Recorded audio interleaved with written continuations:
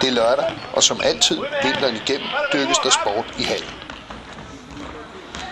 Søvindhallen i Horsens Kommune er bare en ud af Region Midtjyllands mere end 250 haller. Og selvom søvind er en af de mindre, er der fuld drøm på de aktive. Det er sundt. Og sport er godt. Også i søvind kan man, som i langt de fleste haller i regionen, smutte i kafeteriet og forfriske sig mellem kampene. Eller når man når til tredje halvleg. Men hvor sundt er det? Udvalget er begrænset, og den traditionelle halvmad dominerer billedet. Her hvor det er frivillige fra den lokale idrætsforening, der driver kafeteriet for at tjene lidt ekstra til den lille forening. Vi må ikke selv stå og lave med. Vi skal have lov til pølse, pomfritter, en toast og sådan nogle ting. Sandwich, hvis det er sådan noget, eller boller, så skal vi have det udefra. Det er hvad vi har fået. Fordi det skal også nå at sælges, inden det bliver for gammel. Det er jo også et problem.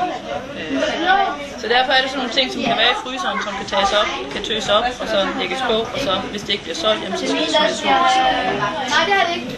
Så det begrænser udvalget, hvad vi har. Så det bliver nogle af de der usunde ting, mere usunde ting, som man kan sige med tilbud.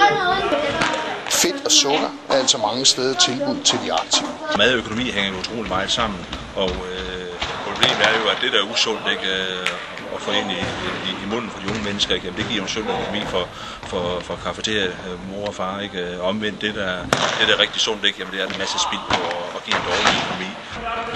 En af de måder, som man jo kan regulere de her ting på, det er jo også, når man kan lave lovgivning omkring, hvad man må spise i skolerne og i børnehaven, ikke? Så kan man jo også lave en lovgivning om, hvad der må serveres i de offentlige haller, som vi jo får tilskud fra kommune og stat.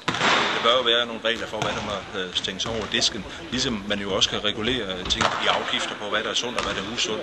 Og så er bolden, eller den franske hotdog, endnu en gang givet op. Hvem griber?